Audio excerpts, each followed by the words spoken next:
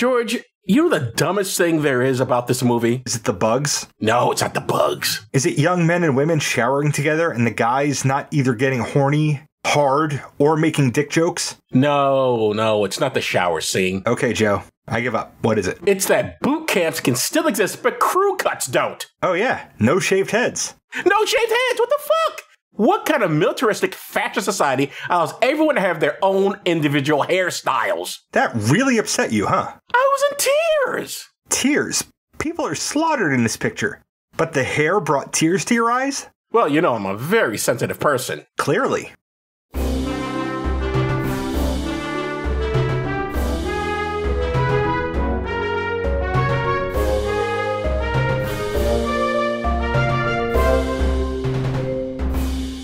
Welcome to Does This Still Work? The podcast because I'd always and ask, does this still work? I'm Joe Dixon. And I'm George Romacka. And today we're discussing Starship Troopers from 1997 and some historical context. First, podcasty stuff.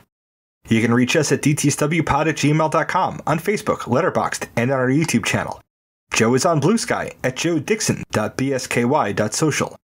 Please tell your friends about us, even the ones who want to live forever, and leave 5-star ratings everywhere. You can pick what we watch and get extra per episode content by funding us on Patreon for as little as $1 a month at patreon.com/dtswpod. Now, Joe, take us back to 1997. Before I do that, I do want to say, while I don't want to live forever, I also don't want to die fighting bugs. That would be my answer to that question in this movie.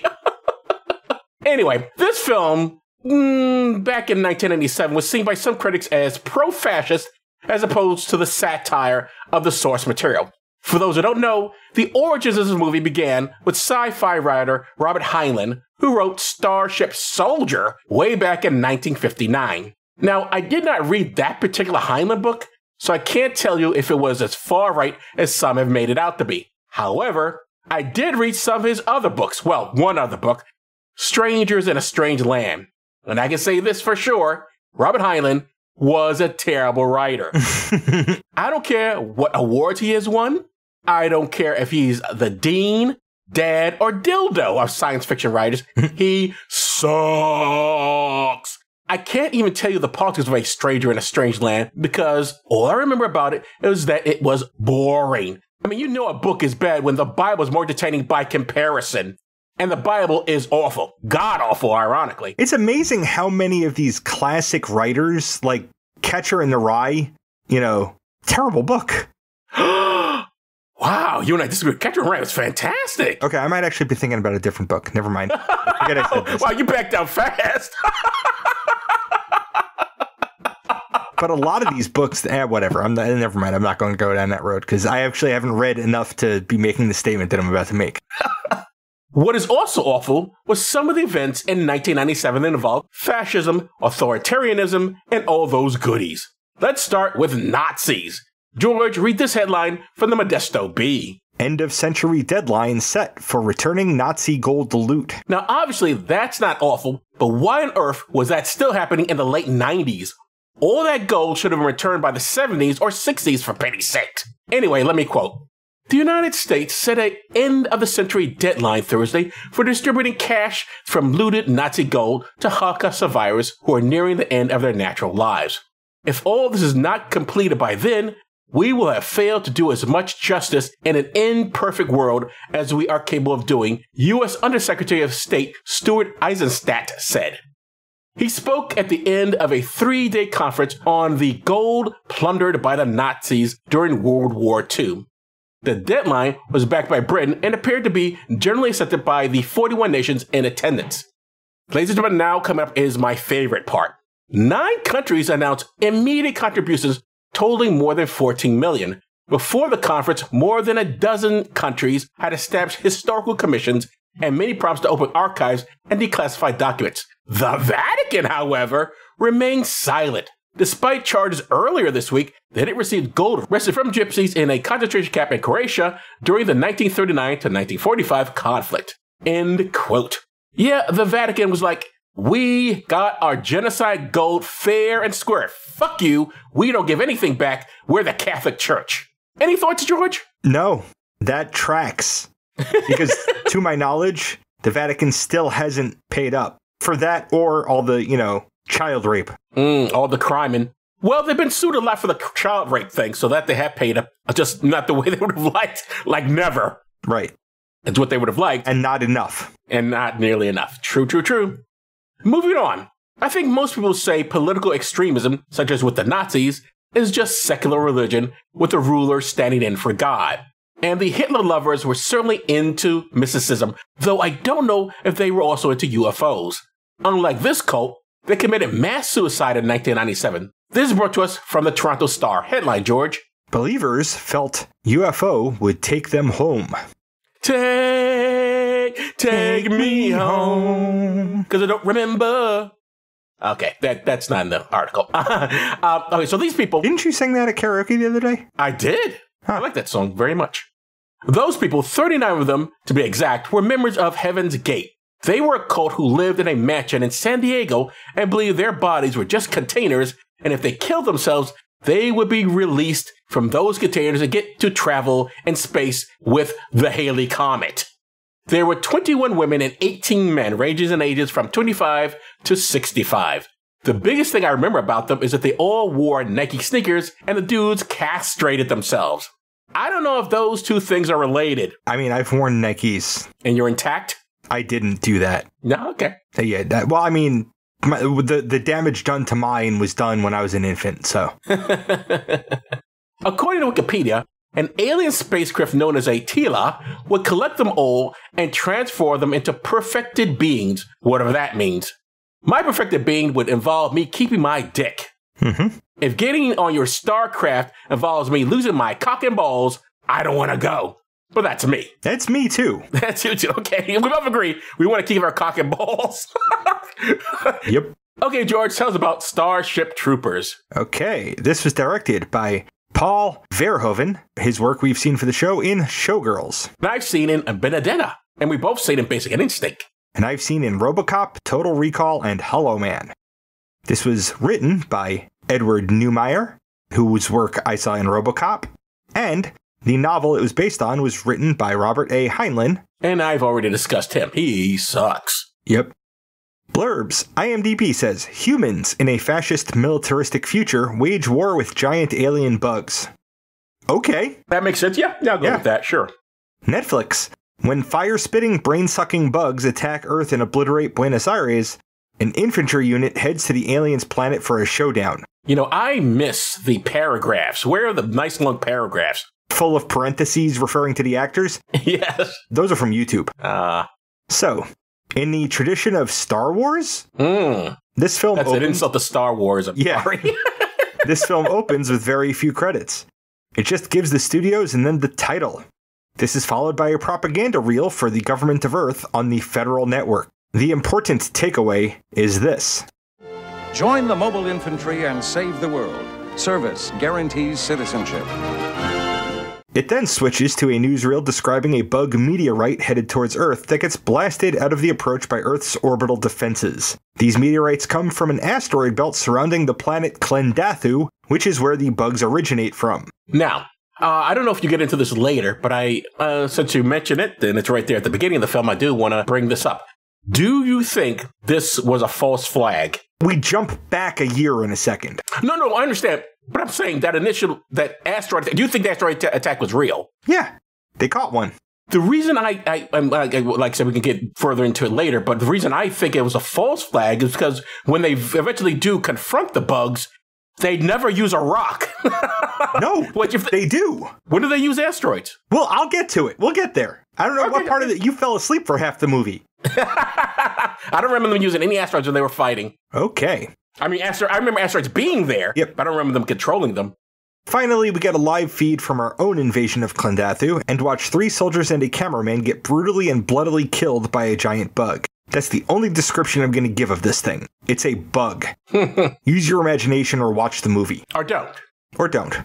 Now the movie jumps back a year. We're in a public school classroom in Buenos Aires, where a 1.5 armed instructor, Jane Resek, is giving a civics lesson that these students, who are absolutely already adults from the looks of them, must have heard 1,000 times by now in this authoritarian fascist society. Does anybody look like they're actually in high school? No. Well, Maybe, but we'll get there. You think a few people, everyone looks like they're at least 20 something. The lesson is summed up here. Naked force has resolved more issues throughout history than any other factor. Got that? And you are not allowed to disagree with that whatsoever. Nope. Apparently, I looked at other reviews of both the book and the movie, and apparently, when people did object, they were all straw man. So the instructor or whoever was easily just batted them down whenever they objected to his pro-war, we always got to have violence type thing. Yeah. Because that's the kind of writer Robert Heinlein was. Yep. Shit. Gene Rissick is played by Michael Ironside. We saw him in Top Gun. And I seen him in The Falcon and the Snowman, JoJo Dancer, Your Life is Calling, X-Men, First Class, and Scanners. And I've seen him in Total Recall, Highlander 2, The Quickening, Free Willy, The Next Karate Kid, Major Payne, and The Perfect Storm. Isn't there some sort of, when you're having a baby, there's some sort of quickening? Probably. It sounds like it sounds like a medical term I heard once, but I'm not sure. Yeah, I think so too, but they co-opted it for the process of gaining power when you behead another immortal. Ah, okay. Very different than what I was thinking. Yes. Two students, Johnny Rico and Carmen Ibanez, flirt with each other via drawings on a tablet that they send back and forth. Johnny Rico is played by Casper Van Dien. This is his sophomore movie credit. We've both seen him in Sleepy Hollow, and I saw him in the pseudoscience mockumentary. They think it's a documentary. It's not. What the bleep do we know? Isn't it like a cult movie or something about these religious, not about religious cult, but it was a religious cult to put it together? Am I wrong? Almost certainly. Okay. The thing is, I watched that when I was susceptible to that shit. Ah. So I wasn't watching it ironically at the time. You were buying into it. I was. Carmen Ibanez is played by Denise Richards, who I saw in Love Actually. And I've seen in Loaded Weapon 1.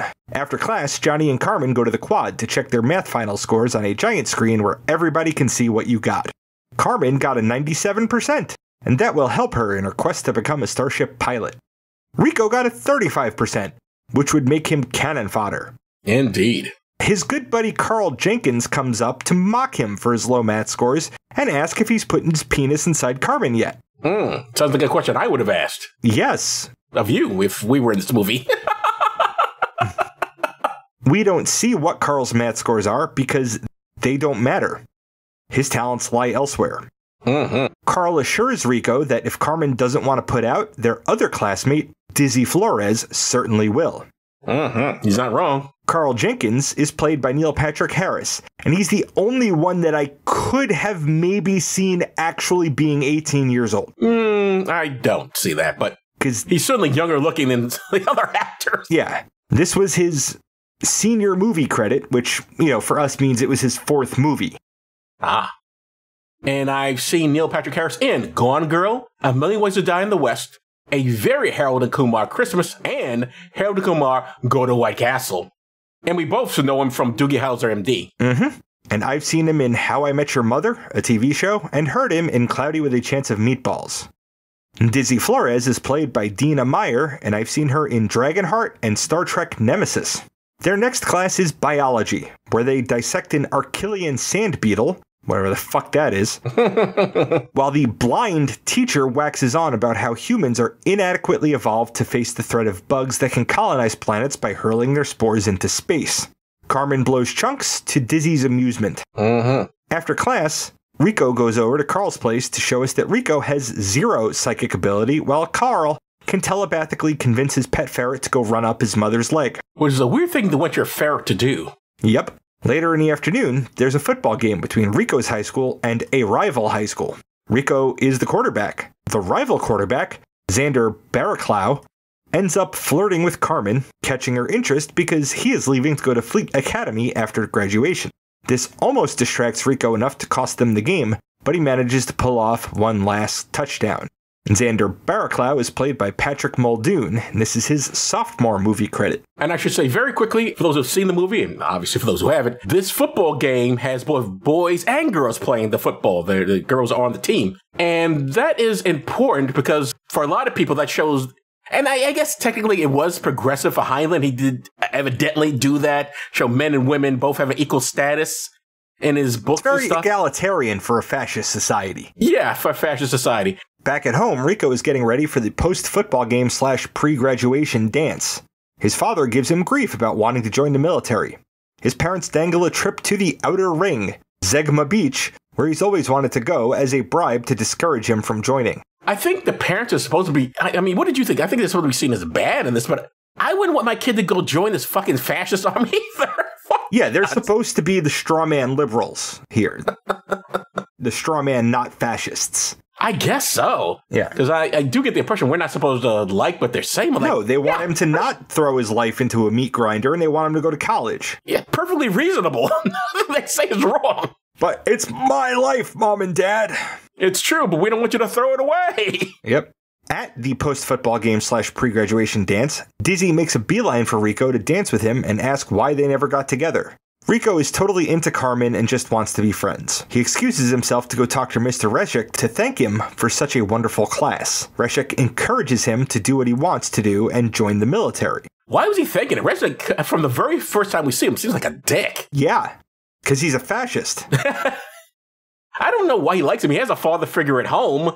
But his father figure is a Weasley liberal cuck. I guess so. Or something. I'm really not sure that this was supposed to be, like, if Heinlein meant this to be, this is what it should be like, or if he meant this as a satire. Well, he definitely did not. Okay. The director, Paul Verhoeven, definitely saw it as satire because he, when he was reading the source material, the original book, he couldn't finish it, apparently. He thought it was awful because he agreed with me, man can't write.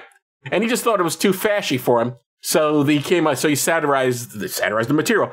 But this is the question. Was Heinlein into this or was he not?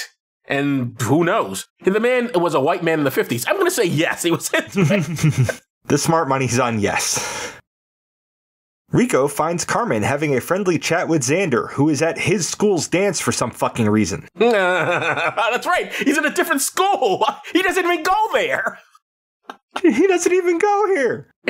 It's tense, but no fights break out. Carmen and Rico go have the final dance, and he tells her that he's going to join the military. She's happy about this, and lets him know that her father won't be home tonight, so they can finally do the sex. Mm-hmm. After having been duly advised and warned of the meaning and consequences of this oath, enroll in the federal service for not less than 2 years, and as much longer as may be required by the needs of the Federation. Yikes. My oath of service did not include a time frame. Or a provision that the government can indefinitely extend me at its leisure. And with that, Rico, Carmen, and Carl are in federal service. Carmen is going to be a pilot. Carl is going to military intelligence, which they call games in theory for some reason. Rico is going to be infantry. They make a vow to always be friends. After one final confrontation with his parents, Rico heads off to the military. He meets Carmen at the spaceport and they say goodbyes to each other. He tells her that he loves her. When she doesn't say it back, he asks her to try it on for size. She does, but, saying it because you were asked to doesn't mean it's true, and even if it is on some level, it's not on the level that he wants it to be. No. It's usually a bad sign when you say, I love you, and the other person does it, and you have to going them into saying it. If I gotta fight with you to get it out of you, it's not good. Yep. I mean, fuck, you and I tell each other that we love each other. Yes. Fairly regularly. And we don't even fuck. And we don't.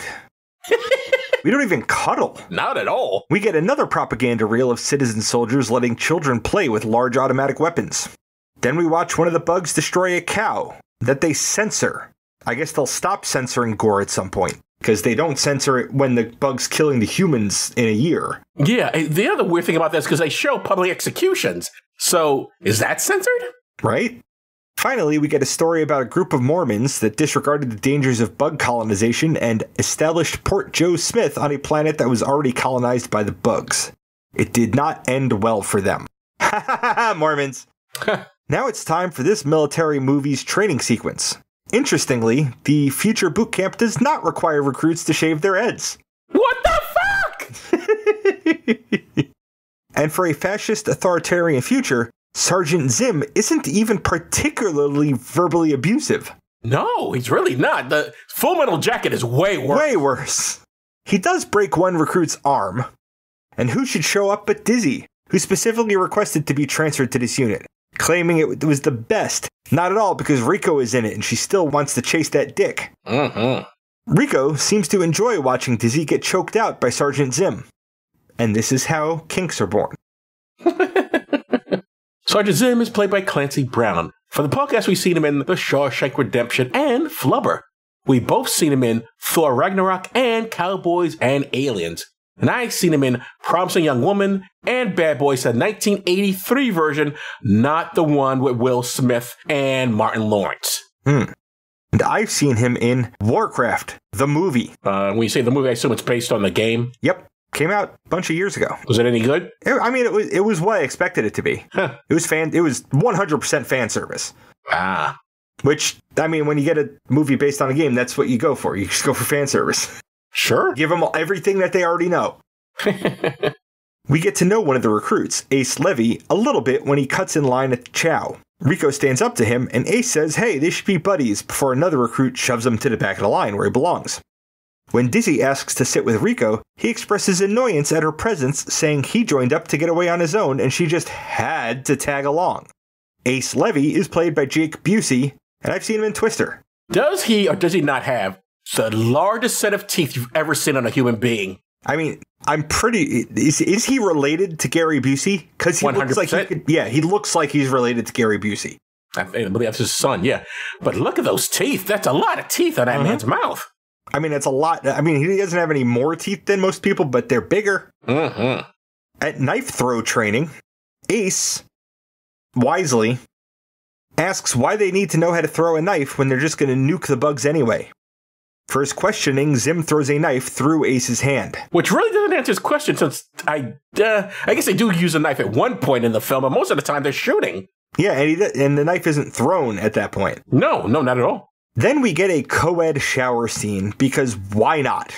Why not? You know apparently how this was shot? The director got naked with them just so they could all be comfortable. I'm not sure that makes anybody more comfortable. No, it doesn't! It didn't sound like it to me either. Like, oh great, I'm already naked with my coworkers after let the boss get naked with me as well. Yikes.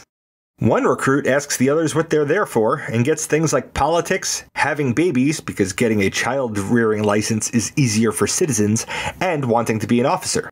Dizzy volunteers that Rico is there for a girl, to Rico's embarrassment.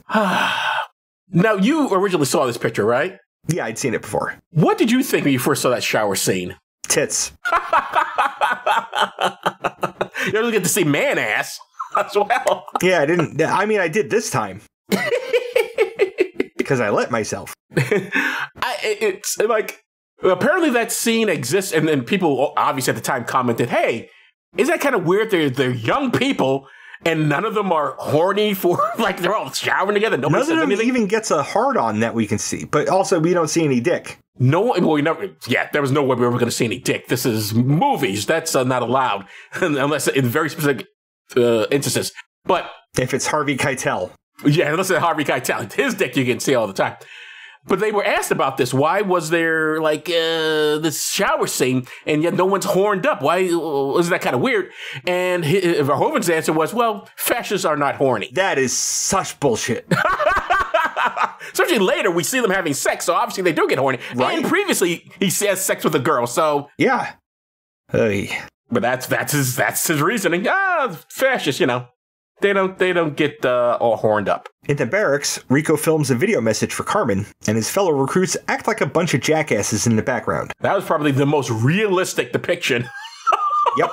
Because I remember when I was in college, if some guy was calling his girlfriend, oh my God, we'd be such assholes in the background yelling all sorts of shit.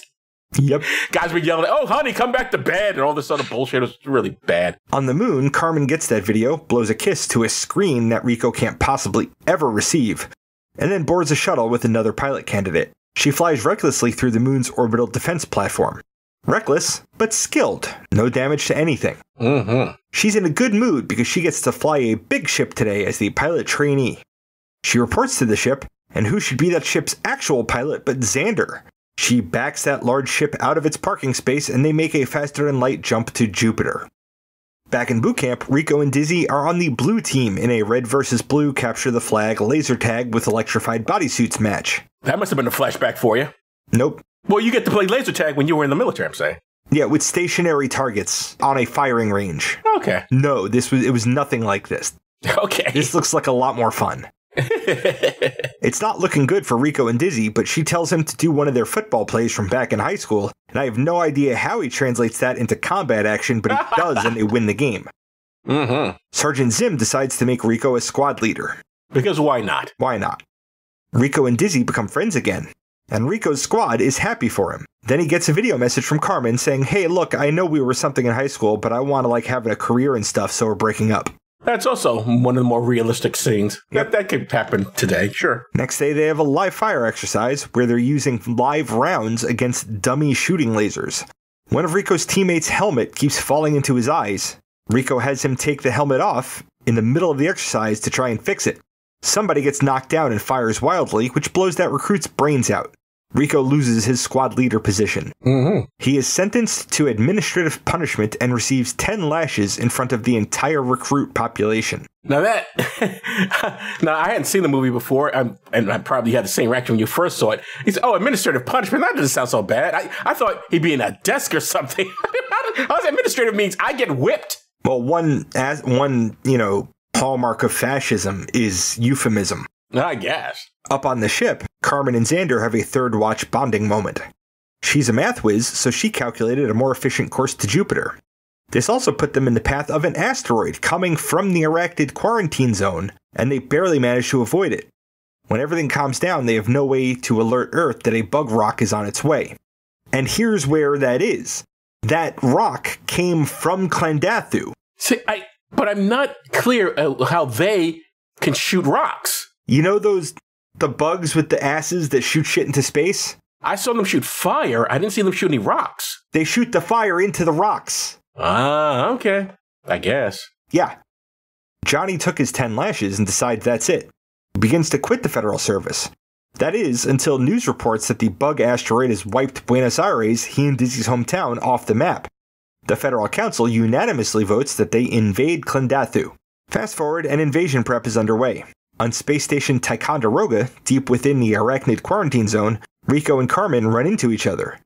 They don't reignite their romance. Rico and Xander beat the shit out of each other for a little bit. Also, I guess Xander says, rank doesn't matter, so they can have this fight. This is a fascist society. Rank would totally matter. Yeah. Rico, Dizzy, and Ace get tattoos. Is that how you got your tattoo? Kinda. I did get it with a Navy buddy. Ah. Were you sober or drunk? Sober. Okay. Then the order comes down to deploy. So that happens. The bug's own planetary defenses are thicker than anticipated, and the humans start taking heavy losses right away. Still, a bunch of them land on the surface. In the first hour of combat, the humans lose 100,000 people. The military. That's a lot of people. Yep. The military shifts strategy to a more intelligence-based approach. Rather than land there and shoot at them. They hypothesize that maybe there is some kind of brain bug doing strategy and stuff. Carmen's ship limps back to Ticonderoga and she checks the death list only to see that Rico is on it, to her sorrow. That is a clerical error. Rico got wounded, but he is very much alive. He's in a regeneration tank and he'll be there for 3 days. Considering this is a futuristic society, I'm really surprised all the soldiers aren't tagged so you wouldn't make a mistake like that. Yeah. Rico, Dizzy, and Ace report to their new unit where we meet the last person we're going to introduce, Sugar Watkins, and their new lieutenant, who we already know, former teacher, now Lieutenant Resick. Sugar Watkins, our black representation. I mean, there's a lady in the group too, but she doesn't last very long. And she quits after she shoots that guy's head off. Yeah. Wait, no, that was in boot camp. That was in boot camp, yeah. This one. Oh, right. There's another black lady in this one. Yeah, okay, she gets killed whatever. here. They're interchangeable. I mean, they have no lines, really. Barely any. Yeah. Actually, Sugar Watkins, being played by Seth Gillum, the only reason he's in there is because I saw that he was in the quotes section of IMDb. Like, somebody quoted one of his lines. I'm like, well, he's important enough to be in the summary then. Okay. On another bug-colonized planet called P, the humans carpet bomb the bugs, and then infantry goes in hole to hole to nuke the bug habitats. On the way to one of those holes, Sugar Watkins goes a little berserk and ends up covered in bug guts. They nuke a bug hole before getting recalled because the rest of their unit is under attack. The squad corporal gets their arm napalmed off by a giant beetle. Rico jumps on top of it, shoots a hole in its shell, drops a grenade in it, and blows it to smithereens. Resic makes him corporal, and he picks Dizzy to be squad leader. Their small tactical victory calls for a celebration that night, so Lieutenant provides beer and entertainment. Sugar and Rico are having a chat when Dizzy asks for a dance. Rico turns her down. Resic comes over and offers him some advice. Don't pass up a good thing. So he goes and dances with Rico. And then they have sex afterwards. Like, this is his business? Oh, pass up a good thing. Sir, this is beyond your interest. Don't worry about what I'm up to, okay? Yep. So, yeah, Rico and Dizzy have sex finally, and she comments that they finally got together. And then she tells him that she loves him. He does not say it back. That's right, he doesn't. And he doesn't ask her to. Nope. Because she's a better person than him. Come morning, they're answering a distress call from an outpost. On the way, they get attacked by a flying bug that absconds with their sergeant. Resic suits the sergeant to put him out of his misery, and promotes Rico to that position. I guess they have limited flying bugs, because one would think that would be the first defense. Right. Be constantly flying and dropping on the humans who can't fly. At the outpost, they discover that the bugs have started sucking the humans' brains out for some reason. They find... I thought that was just to get the intelligence. Yes, but they don't know that yet. Oh, okay. They find a general in a state of nervous exhaustion hiding in a closet. He says the bugs made them make a distress call, which means they're in a trap. Soon enough, the bugs attack. It's a tower defense game against aerial and ground forces, and only a matter of time before they are overrun. They can only hope to hold out long enough for a rescue to arrive. During the battle, Lieutenant gets his legs bitten off and begs Rico to shoot him. So Rico does that. Before they can get into their rescue craft, one of the arachnids spears Dizzy right through her chest. Dizzy dies on the craft where Carmen is piloting. She is relieved to see Rico alive. They also notice that the fleet is amassed for some kind of big operation. They are briefed by Carl, who is now a colonel, that the infantry unit was effectively sacrificed to get proof that a brain bug was on Planet P. Now that they know there is, they are going to try and capture it. Carl promotes Rico to lieutenant. Very fast and loose within the rank structure here. Yes, very much so. Ground forces make their landing, but the fleet starts getting the crap kicked out of it. In fact, Carmen's ship gets blown out of space. Her and Xander get to an escape pod. It skips along the surface and ends up deep in a bug hole. Rico organizes his team for rescue. The bugs surround Carmen and Xander. A big, ugly brain bug comes out and spears Xander in the head, sucking his brains out. It's about to do the same thing to Carmen when she pulls out a knife and chops its proboscis off. Before the other bugs can get her, Rico approaches with a nuke, and the brain bug tells its helpers to back off. Carmen joins Rico and company, and they start to back out as the brain bug gets out through a passageway. They report where it's going, and then the arachnid bugs attack. One of them fatally wounds Sugar Watkins, who asks for the nuke so that he can set it off once they're clear. I mean, even if it's a small tactical nuke, you're not going to run clear of it. No, you're not, and it's weird that they seem to do that a lot. Well, it's just a nuclear bomb. How far could that possibly blast? Yeah. Once they're clear, he detonates the nuke, and Rico, Carmen, and Ace somehow manage to outrun the fireball, which causes a collapse that shields them the rest of the way. They slowly make their way through the tunnels and out into daylight. Outside, they find that their old drill instructor Zim busted himself down to private so that he could go fight, and he managed to capture the brain bug. Carl telepaths the thing and deduces that it is scared. And they all cheer that for some reason. Yep. The film ends with one last propaganda reel saying that with the brain bug, they will finally be able to out-strategy the bugs and win the fight. The end. You know, I'm surprised you didn't mention the part that I like most in this picture, and that is the whole newsreel part where they go, would you like to know more? and they have this one part where this guy, I mentioned before, there's a public execution. The guy was captured the same day, tried, and executed that evening. I'm like, wow. That's an interesting justice system. Jesus Christ. Well, Joe, this summary was 2,500 words, and I was aiming for 2,000. So okay. I couldn't put everything in. You know, they say that Showgirls was satire, and I could not see it at all. And I still disagree. I just did not see the satire. Here, they really hit me over the head. I get it. I thought it was definitely satire. I didn't miss this one at all. But what did you think? What did you think of Starship Troopers, excuse me. I mean... Does it still work? It's a stupid sci-fi flick. Yeah, it still works. Like, Yeah, it's a fascist future. Okay, I could see, a fascist future. We're headed towards one a lot sometimes. It's not like we couldn't get, this could be prophetic in a way. That is terrifying to think about. Should we ever manage to cooperate long enough to get off of this planet to another one? Who knows? We might actually fucking annoy another species into wanting to kill us. So, yeah, I think it works. Because I could sit there and watch it and just be like, yeah, this is happening. Okay, yeah, oh, tits. Okay, yeah. Yeah, a fascist America, definitely a possibility. More so today than ever. But no part of this was America. Yeah, where are they? Because they blew up Buenos Aires, but I thought they're not in the States. Where are they? That was their hometown. That was where the beginning of the movie was, in Buenos Aires. The rest of it's in space. No. Is it? Yeah. Well, no. What he's meaning with his... Oh, that was Buenos Aires.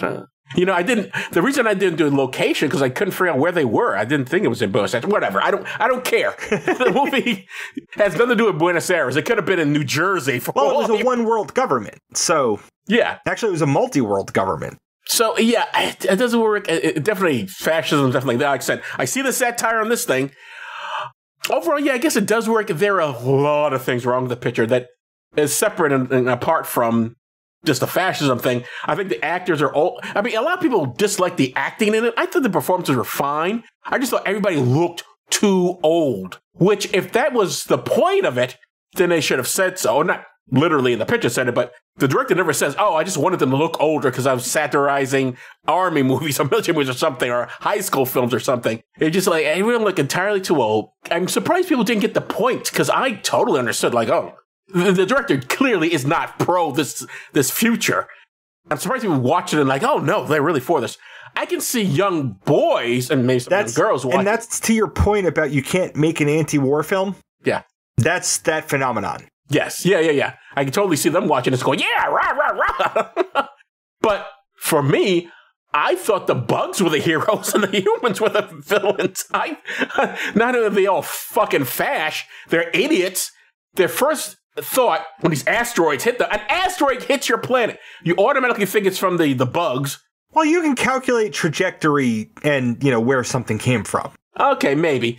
But there's no attempt at diplomacy. There's no attempt what's going on here? There wasn't anything to diplome with. They didn't even know there was a brain bug to begin with. They didn't know. They made no attempt to try and communicate everything. There's bugs. We could just shoot them. Yeah, it's insane. It's one of the things I like about the movie, though, is that it's not ambiguous. There is an enemy, and it's not complicated. It gets a little complicated at the end, which is kind of where it should go. It should be like, hey, no, the enemies are more complicated than we gave them credit for. Yeah, I think initially it is very much cartoonish. They're just bad guys.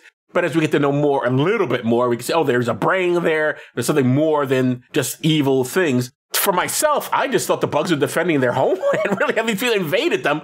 And they're being, what are they supposed to do? Just stand there and get shot? Mm-hmm. And they don't have weapons, you notice. The human beings are the ones shooting at everybody. They're not shooting anybody. No, the big beetle came out and napalmed shit like a dragon. Yeah, that's true. But again, what are you doing on their fucking planet?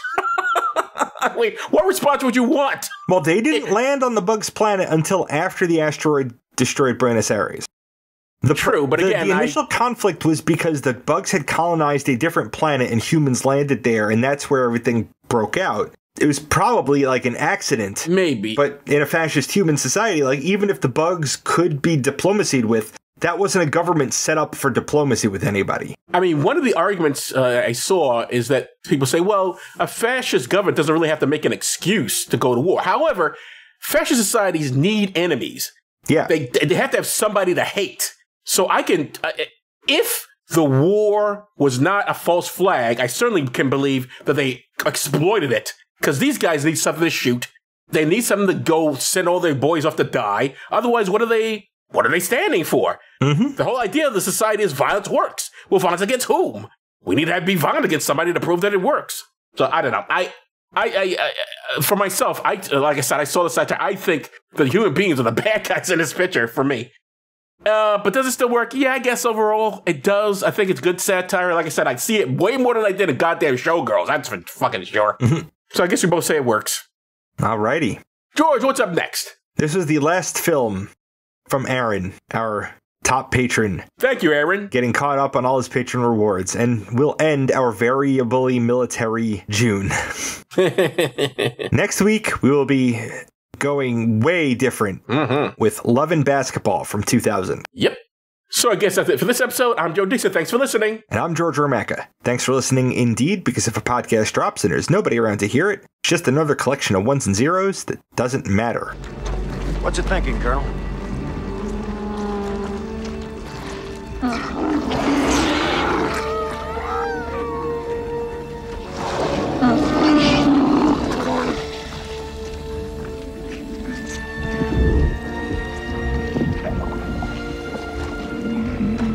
It's afraid.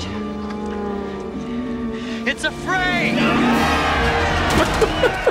You've been listening to Does This Still Work? Produced by Joe Dixon and George Romaka. The hosts can be reached via social media, email, or the contact page at dtswpod.com. Be good to yourself and others, because that still works.